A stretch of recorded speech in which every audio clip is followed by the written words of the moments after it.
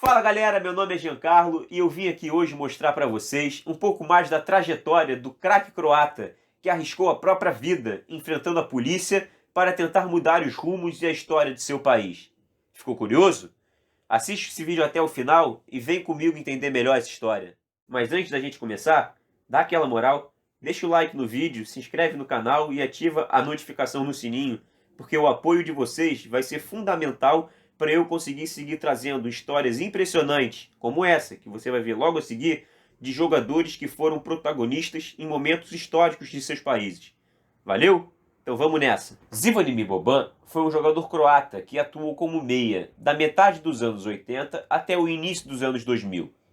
Ele iniciou sua carreira aos 17 anos no Dinamo de Zagreb, tradicional clube croata, à época pertencente à Iugoslávia. Porém, foi apenas em sua segunda temporada pelo clube que Boban obteve oportunidades para demonstrar em campo todo o seu talento, com passes refinados e uma excelente visão de jogo. Aos 18 anos, já figurava na equipe titular, e seu espírito de liderança o tornaria capitão da equipe. Até a temporada 90-91, Boban havia feito 109 jogos e marcado 45 gols. Apesar dos números, ele não conseguiu levar o Dinamo de Zagreb a grandes conquistas, muito em virtude do poderoso Estrela Vermelha, time que na época dominava o futebol iugoslavo, com a presença de craques como Mihalovic, Prosinec e Savicevic, e que havia conquistado naquela temporada a Liga dos Campeões da Europa. As melhores campanhas do Dinamo foram nas temporadas 89-90, 90-91, quando ficaram com o vice-campeonato, justamente atrás do Estrela Vermelha. Boban também conquistou a Copa do Mundo Sub-20 de 1987, momento em que o futebol iugoslavo ganhava notoriedade no mundo, com um jogo técnico e organizado. No ano de 1991, o Milan comprou Boban do Dinamo de Zagreb. Contudo, ele foi emprestado ao Bari em sua primeira temporada no futebol italiano, onde fez 17 jogos e marcou 2 gols.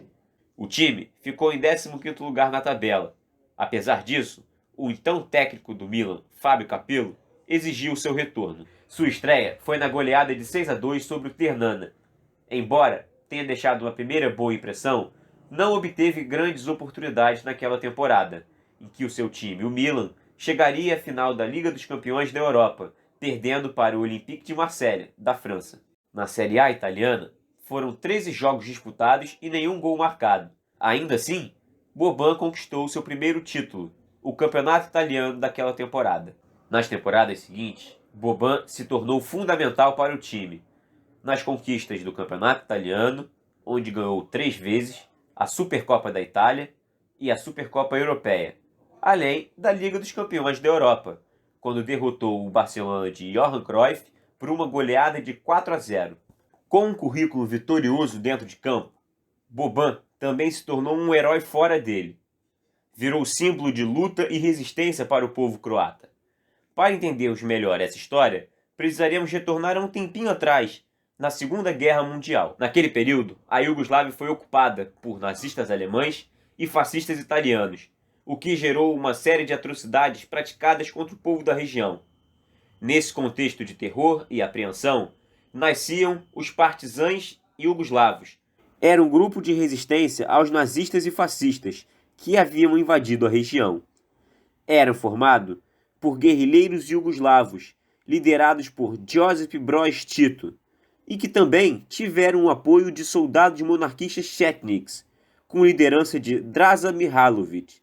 Os chetniks eram membros de uma organização de guerrilha nacionalista e monarquista sérvia, que foi nomeado devido ao movimento sérvio de oposição ao Império Otomano no século XIX. Após o ano de 1943, os aliados, que foi o grupo com frente formada por Estados Unidos, União Soviética, Reino Unido, França e China, e que derrotaram nazistas e fascistas na Segunda Guerra, passaram a dar apoio à guerrilha iugoslava, que no ano seguinte foi reconhecida como membros das Forças Armadas Legítimas da Iugoslávia, e ordenaram que os chetniks se juntassem ao novo exército iugoslavo. Alguns chetniks se recusaram e fugiram para países como Estados Unidos, Reino Unido e Austrália, onde continuaram glorificando a ideologia da Grande Sérvia, que consistia na supremacia de sérvios sobre os demais povos da região da Iugoslávia, fato que era ilegal durante o período que o país foi comandado por Tito, que sempre buscou a integração entre as demais etnias no país. A república era formada por uma população muito diversificada, tanto na cultura quanto na etnia, onde faziam parte Sérvia, Eslovênia, Macedônia, Croácia, Bósnia e Montenegro. Os povos eram eslavos, falavam línguas eslavas, com predominância do sérvio-croata. Porém, tinham religiões diferentes. A maioria da população era sérvia, com a maior parte na região da Sérvia e minorias nas demais regiões do país. O conflito na região da Croácia se deu após a morte de Tito, durante a década de 1980, o que levou ao aumento do nacionalismo em algumas regiões do país, e também veio junto com o enfraquecimento dos estados socialistas do leste europeu, simbolizado pela queda do Muro de Berlim em 1989. Com o enfraquecimento do Partido Comunista Iugoslavo, movimentos em prol da separação de regiões como a de eslovenos e croatas começaram a surgir com mais força.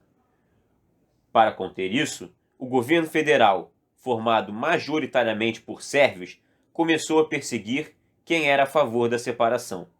As tensões aumentavam cada vez mais no país, e foi no meio desse contexto que Boban virou um símbolo de luta e resistência do povo croata rumo à sua independência. O fato ocorreu em 1990, durante uma partida entre Dinamo de Zagreb e Estrela Vermelha, disputada na Croácia. As torcidas Bad Blue Boys do Dinamo e Delij do Estrela Vermelha se provocavam, e após arremessos de cadeiras vindas da torcida do Estrela Vermelha, a separação entre elas se rompeu, dando origem a um confronto. A polícia, majoritariamente sérvia, interviu no confronto, e foi nesse momento que Boban reagiu para defender o torcedor do Dinamo que estava sendo atacado por um policial. Na ocasião, ele correu em direção ao policial e desferiu uma joelhada em seu rosto, tendo tal ação utilizada como símbolo do nacionalismo croata e que estampa até hoje um muro na capital Zagreb. Por conta do ocorrido, ele foi suspenso pela Federação Iugoslava de Futebol e acabou não disputando a Copa do Mundo daquele ano. Em 1991, a guerra civil explodiu na região, fazendo com que Boban e alguns outros jogadores tivessem que se transferir para o futebol da Europa Ocidental. O momento de mais notoriedade para ele e seu novo país foi durante a Copa do Mundo de 1998, realizada na França, onde os croatas, liderados por Boban, atingiram o terceiro lugar na competição. Seu último clube como jogador foi o Celta de Vigo, da Espanha. Logo após se aposentar, Boban trilhou um caminho diferente do que a maioria dos outros ex-atletas. Foi fazer faculdade de História na Universidade de Zagreb, mas não aderiu à carreira, preferindo se manter em contato com o futebol. Então, pessoal, espero que vocês tenham aproveitado o vídeo, e se você gostou, compartilhe com os amigos, com a família, dá aquela moral, deixa o like no vídeo, se inscreve no canal e ativa o sininho das notificações, porque eu vou trazer conteúdos como esse aqui toda segunda, quarta e sexta. Valeu, galera! Até a próxima!